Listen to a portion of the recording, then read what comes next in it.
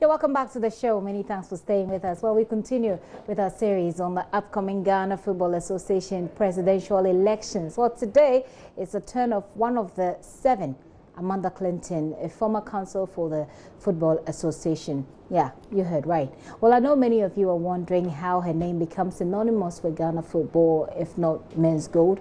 Well, she's the only lady amongst the seven contestants aspiring to become president of the Ghana Football Association. Well, we're going to talk to her and find out what she has for them. She has got a 7-page, well, if I add the cover, makes it 8-page manifesto. We'll look at the manifesto and scrutinize what her plans are for the GFA. Amanda, you're welcome to the show. Thanks for having me on the show. How is the campaign going?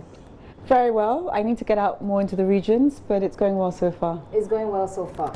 Very well. Very well. So let's start with who Amanda Clinton is. So what really, I should say, Amanda Clinton has become synonymous with is men's gold, whether you like it or not. So beyond men's gold, you want GFA. Tell people, who is Amanda beyond men's gold client or representing men's gold clients?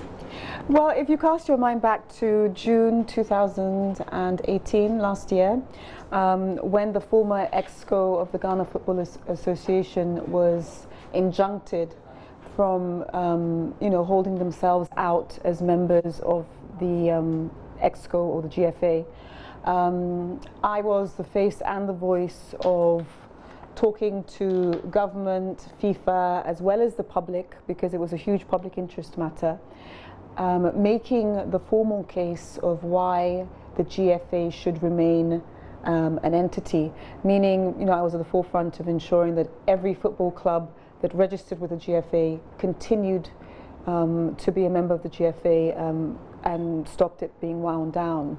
I'm quite familiar with doing quite large-scale, national projects like that, gaining momentum and attention. But my real skill set is in strategic management and organization. For instance, with an institution like the GFA, the Normalization Committee have done a phenomenal job in terms of sticking to timelines and ensuring that the statutes were revised, etc., etc. But you've got this particularly unique circumstance where you're dealing with the culture of the organization. So if it is that you revamp everything about the structure, and yet the culture and the mindset of the people within that organization remains the same, it doesn't inspire confidence with stakeholders, etc. So I'm very used to working in systems whereby, by adopting, for instance, something called a servant leadership model, it affects everything about the organization, and the culture starts to change. And it takes a very specific leadership style to do that. We'll talk about that specifically, servant leadership module you talk about, what it means and how is it, what exactly, which problem exactly is going to solve at the GFA if you become president. But let's talk about the work that you did with the FA. Was it during the work you did for the FA that you made up your mind to contest for the presidency? How did that idea came up?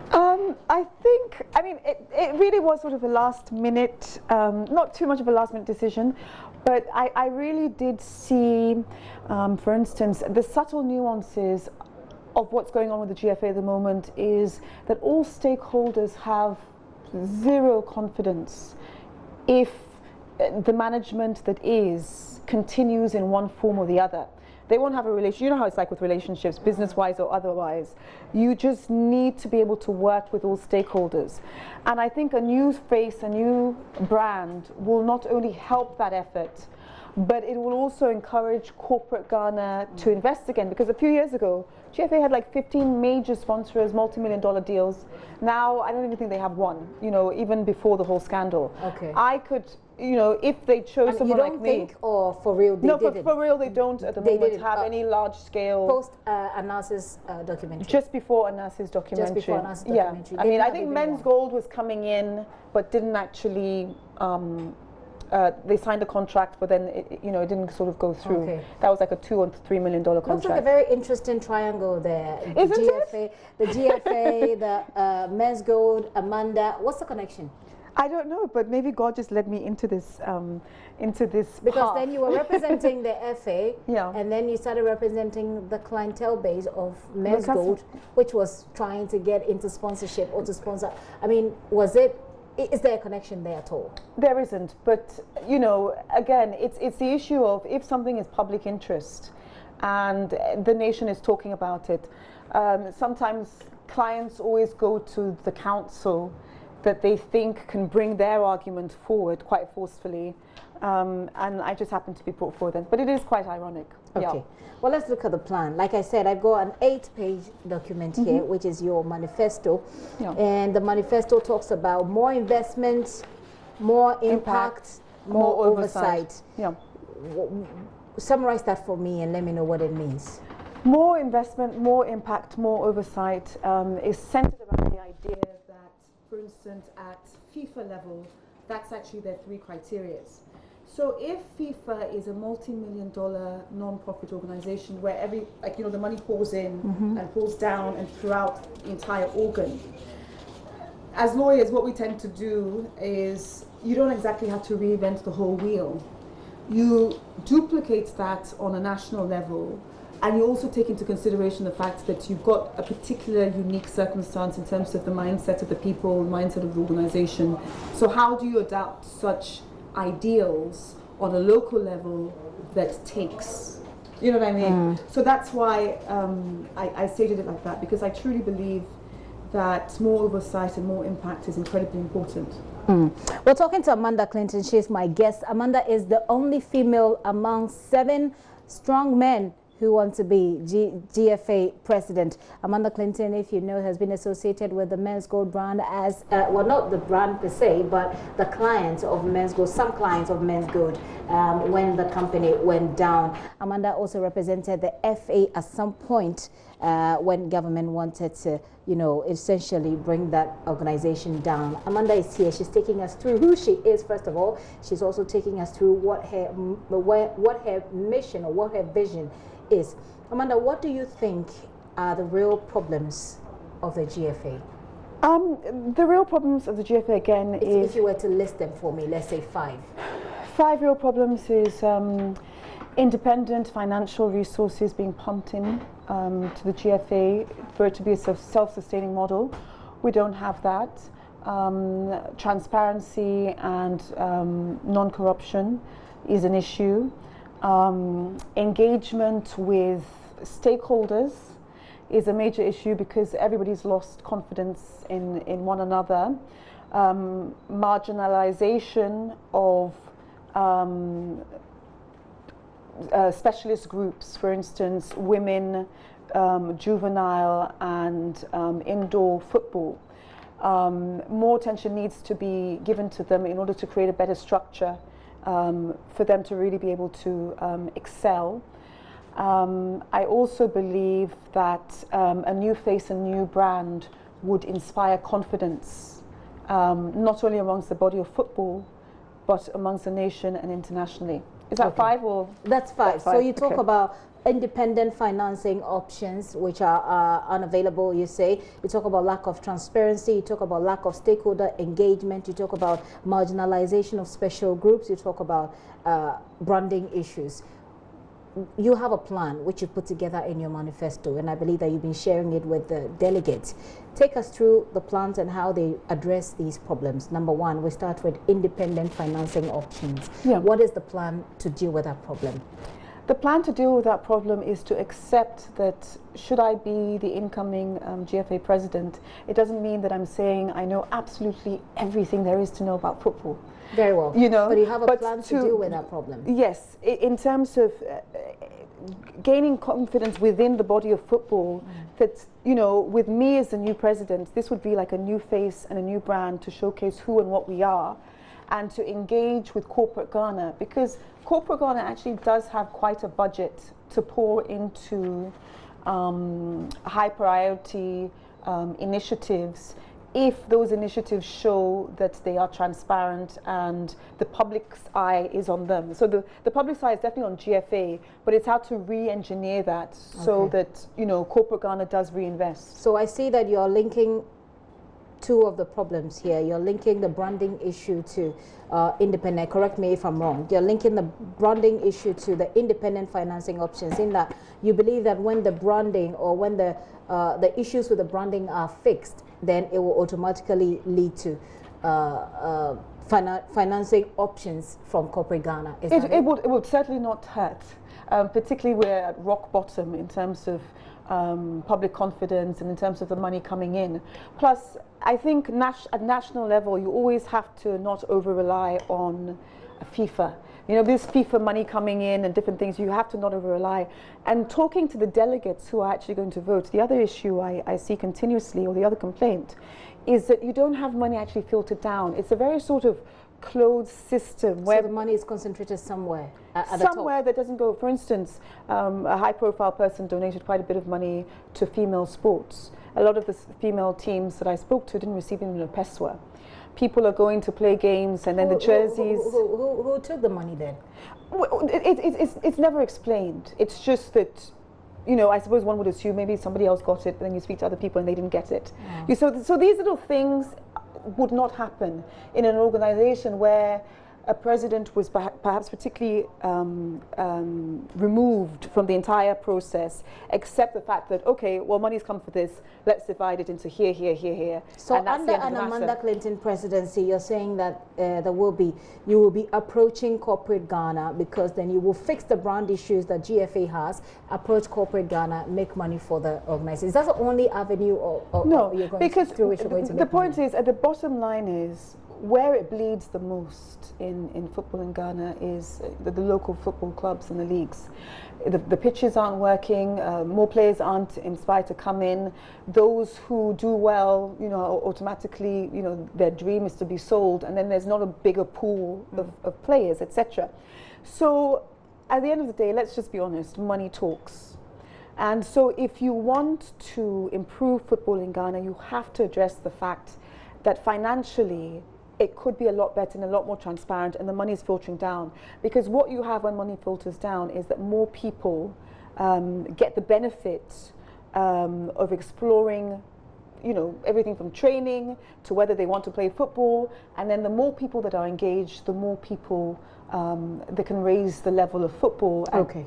Which is important. So money talks, basically. Money talks. So Amanda is going to look to corporate Ghana to get some money to fix the problem of lack of independent financing options. Let's talk about number two problem that you listed yourself, transparency. So there's lack of transparency. How is the GFA going to be transparent, or at least seem to be transparent, under an Amanda Clinton presidency? Under my presidency, but more specifically my administration, I would introduce like zero tolerance for a system that didn't encourage transparency. Furthermore, when you go to the GFA right now, for instance, you have a circumstance where even the doors aren't labeled. You know, they'll say go to second floor, room 4, and then you go there and you can't even spot room 4, let alone the accounts door. Do you see what I mean? Okay. So these are the little issues.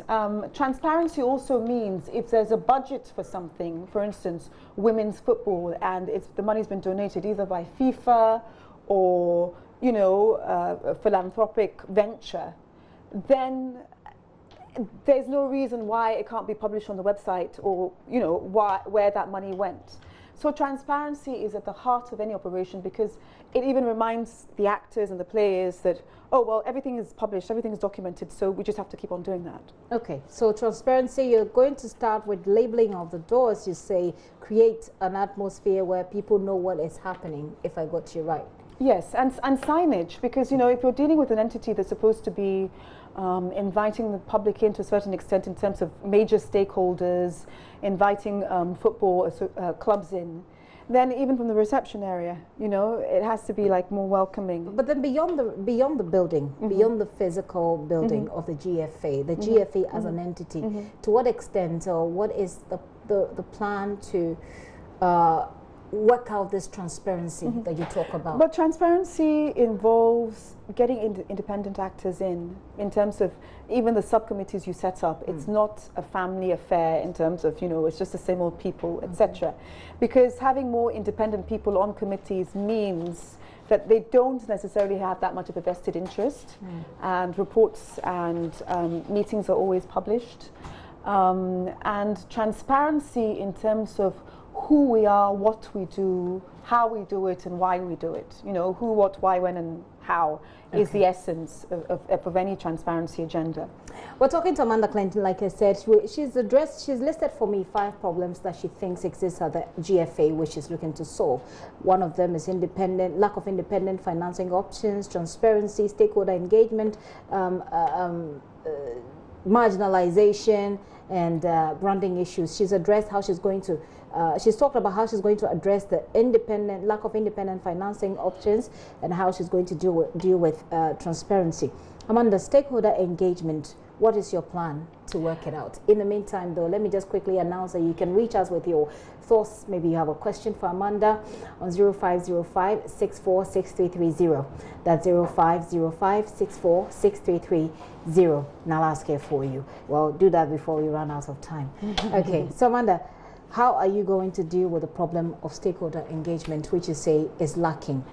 Stakeholder engagement, I think, starts from the body of the football fraternity in terms of actually sitting down with delegates, listening to them, seeing some level of commonality in terms of what their problems are, and some level of uniqueness in terms of perhaps because they are, you know, a specialist group, they have particular concerns. Stakeholder engagement, the next incoming GFA president, which I hope is me, that person coming in would have to have a new face and a new brand, because all stakeholders, perhaps it's no exaggeration to say, have lost 90% confidence in the ability of the old administration in terms of how things were done.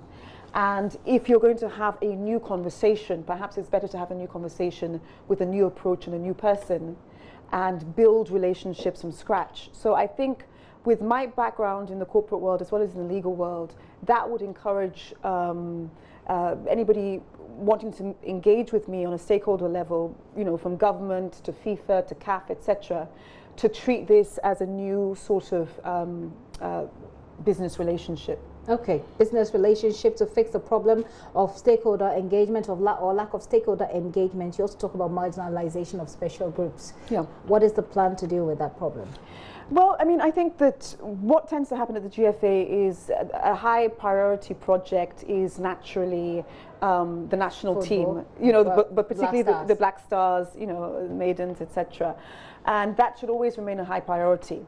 But you don't even have to persuade people to get on those committees, you know, in order to get things moving. So that's a high priority project that is very much looked after, although more funding, etc., could look after it better. These marginalized groups I'm talking about, and it's not because I'm female I'm talking about it, it's just that I think that if we bring that, or if I in particular bring that to the heart of my agenda, it would transform football. For instance, male football throughout the world is at such a high level that all we can do is keep on improving in order to get to that level.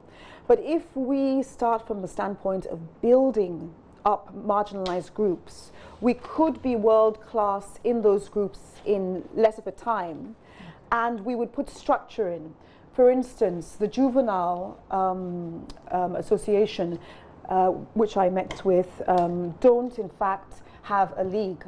So they've finally been given rights to having 2 votes at Congress, but they don't have a football league amongst the juveniles. And this is important because there's so many of them in terms of, you know, FIFA believes that all who want to play shall play football at the juvenile level, and then they can improve. So if there's so many of them and there's no level of organization because of lack of funding, etc., there's no league, these are the signature programs that I can tie into in order to ensure that there is a difference under my administration. So apart from the Juvenile League, we're talking about the Indoor Football Association, which doesn't actually have an indoor stadium. They just sort of rent factory space, and from time to time they go there. And worldwide, that's not done. And then we also have, you know, the women, the women's team, and then the young girls team. And these groups can really showcase Ghana, because if we get them up to scratch internationally at a faster pace, it helps us in showcasing why we are the beacon of Africa in terms of football administration. So these are some of the signature programs I would in particular focus on whilst building the entire body. You spoke about branding issues that the GFA has. I'd like you to link that up with how you look at branding Ghana or local football. Just like it's been done elsewhere. People are all over Manchester United, they're all over Arsenal, they're all of the, you know, the international leagues. I want you to associate the branding issues that, how you're fixing the branding issues that the GFA has with how to deal with the branding issues that our local football has. Yeah, well, step by step, okay. Because you can't see the whole staircase, but you can at least have a plan in order to get there. But branding-wise is everything from who the brand is dealing with within GFA, for them to have re-inspired confidence in the entity that they're dealing with. So it's very important that the face is new, the approach is new, etc. Branding-wise, it's important to keep it very simple, but have at the heart of the message the fact that we want people to be proud of local football again. Because if you ask the average person on the street, their favorite team is, you know, Chelsea or Manchester or something outside. So there needs to be this re-inspired effort that encourages, you know, a sense of nationalism about football. But above all, if we have more money in football, we can pump more money into developing the sport, making it more attractive, ensuring more people want to come in, as well as branding it so that it is accessible for stakeholders as well as the public and the body that is football. How has it been? I mean, we've gone through the 5 problems that you say exist, or you think exist, and how you're going to deal with that problem. Yeah. But how has it been for you, being the only female among the group of people who want to be president of the GFA? How has it been? This is going to sound really strange, but this has been a non-issue my entire life in terms of being female. I don't know. That's great. No, but I mean, in terms of it, even when I was working at the Attorney General's Department in Ghana for like 3.5 years, I think they're like 95% female at the time when we had a female Attorney General. So it was like, and that's one of the most powerful, you know, departments in the country, as you know. But I've never been assessed on being female, and I think because I've never thought, you know, I'm female. Okay, but you're female whether you like it or not. I'm female. It's an advantage in terms of, I suppose, you know, the package, the look, or whatever. Is that an advantage? It's an advantage because it gets you in the door.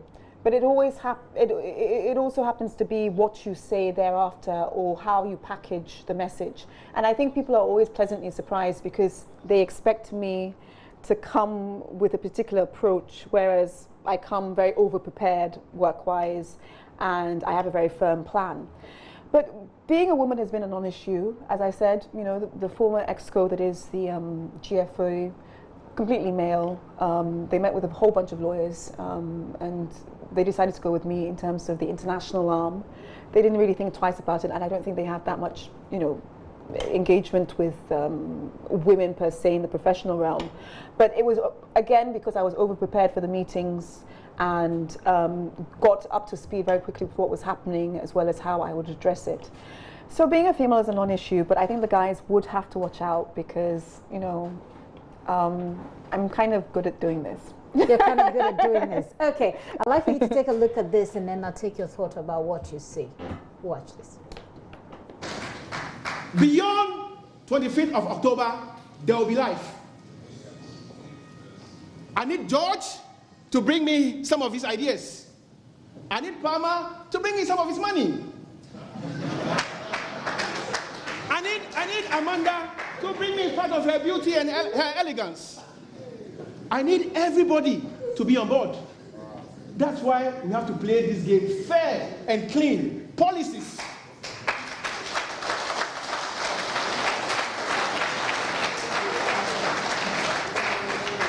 We can't afford to lose any gem in this industry.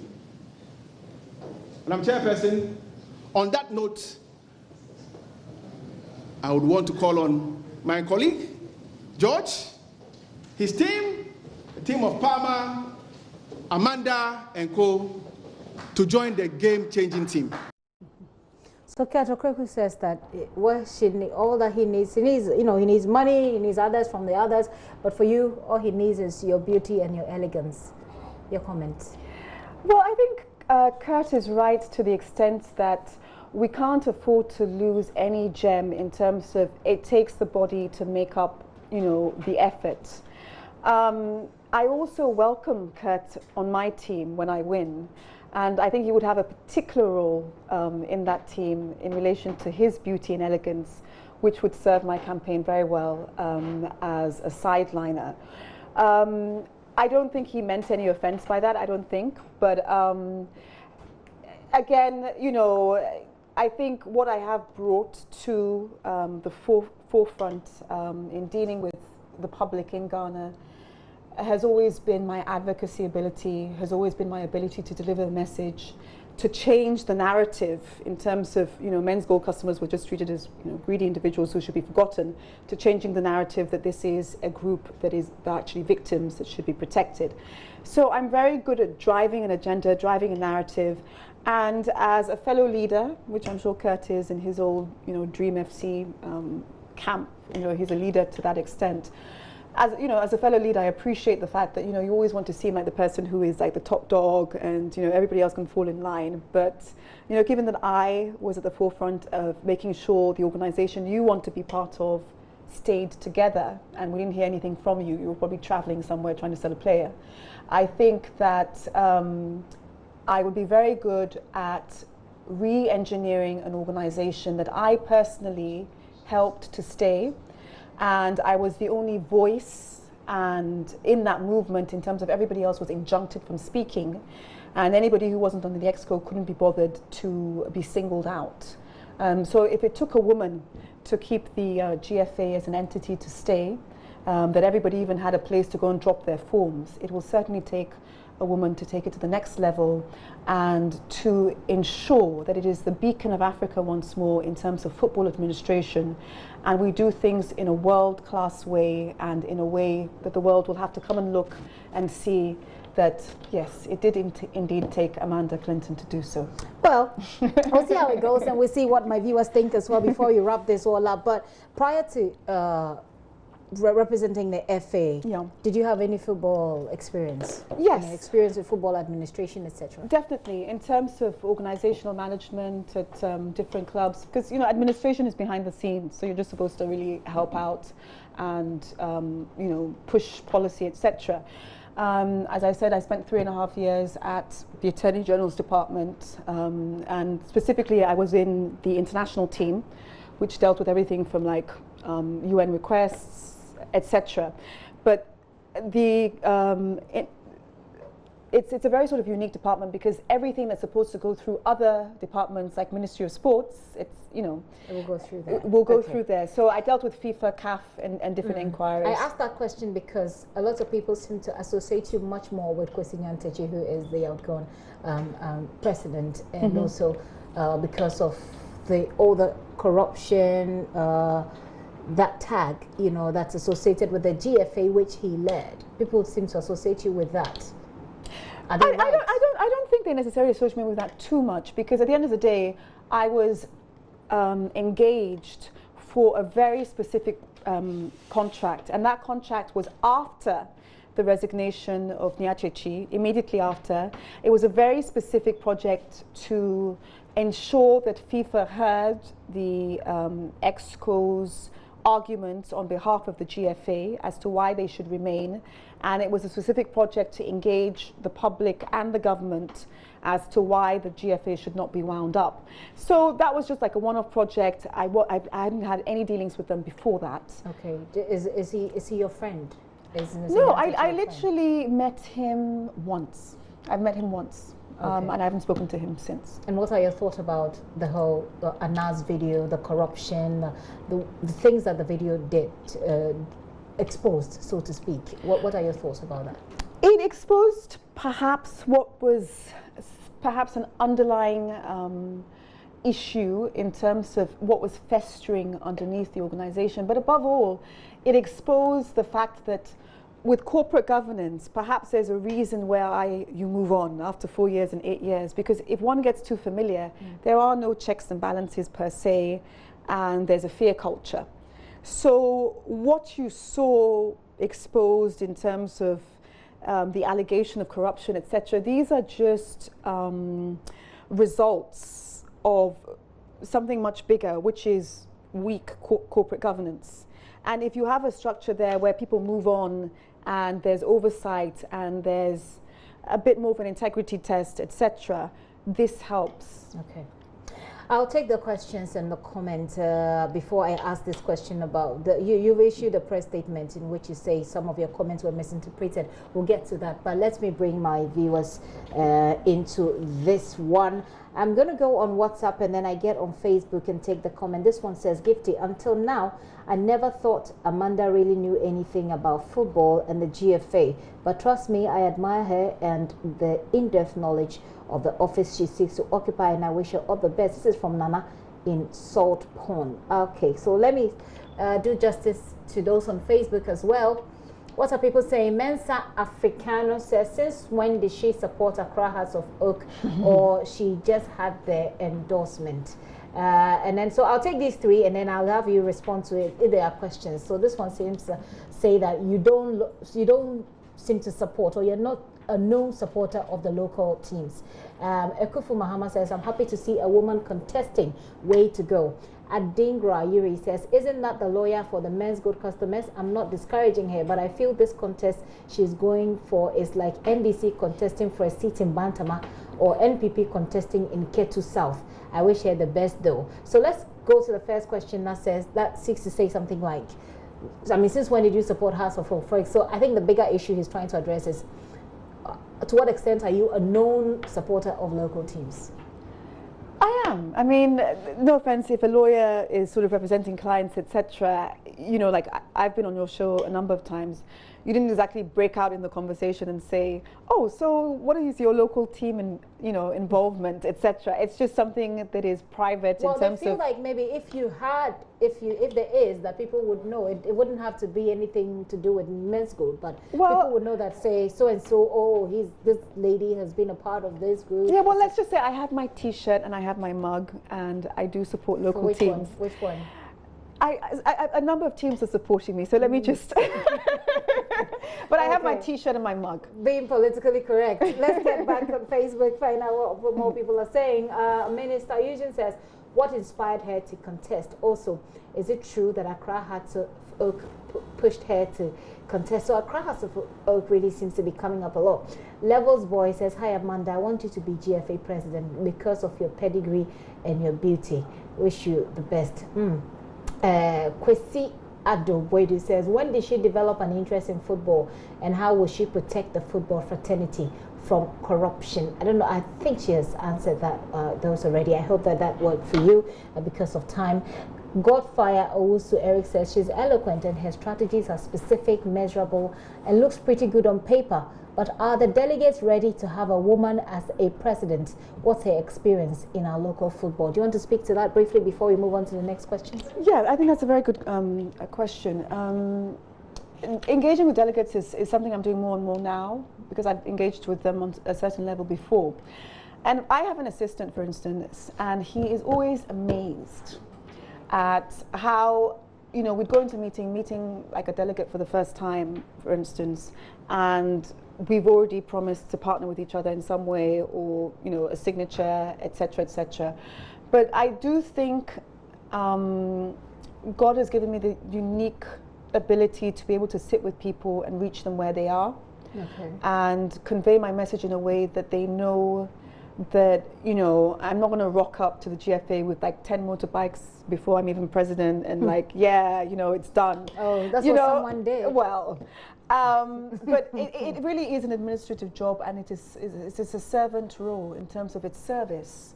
So in meeting delegates one-on-one, I've actually found the football community a lot more accepting than even, you know, within the corporate world. Than what it seems? Yeah, than what it seems, because if you go out of your way to go and look for delegates, you know, somewhere under a bush, and, you know, like, they really do appreciate it that you would take the time to do that. They share their concerns, and they listen to what you have to say. But I think they really will tell you off the bat, well, I'm really supporting someone else or something. But they are looking for something new, and I know that because of their openness and their willingness to partner. Looking for? I know I do, because at the end of the day, as I keep on saying again and again, people are going to be a bit upset about this, but I really do think the football fraternity within Ghana, particularly the administrative level, is somewhat incestuous in terms of, you know, people have just been there for too long, it's family business, it's like we are just part and parcel, and it's a mafia. So for you, everybody or everything linked to the mafia, which you refer to, should go? It is for the delegates to decide, but if you've had 13 years on and off of something that might not have worked in terms of strategy, and you're going to the polls and you're saying, well, this is the face that I know, is that face going to take you to another 13 years of the same thing? And did they even introduce anything that was a signature program? Because fine, if they weren't the head of the organization, they couldn't have changed the entire organization. But can any of any of the other people running name one signature program where they, for instance, revitalize the grounds, or they entered a contract and said they were going to build stadiums and that never happened? You know what I mean? So if they can't deliver one signature program in 13 years, okay, perhaps it's time for someone else. I'd like for you to tell us a bit more about this mafia you refer to. Well, you know, it's just a term, because I am part of the football fraternity, though people don't know that. Yeah. It's just a term that's used within the football fraternity that, you know, it's just like, it's said jokingly, but in a way it's kind of true. So it's like people will be, the connotation is like, I'll mafia you, or they'll mafia them, meaning that it is the strength of the power and the will to overwhelm that will quash your opponents, as opposed to the strategy to develop the body that is football. Are people mafiaing you? Are there people who say they will mafia you, and have they mafiaed you?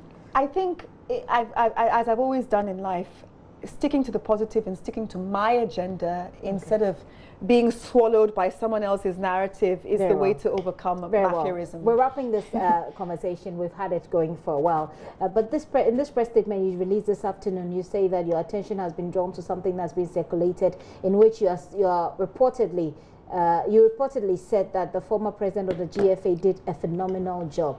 You said you were taken out of context.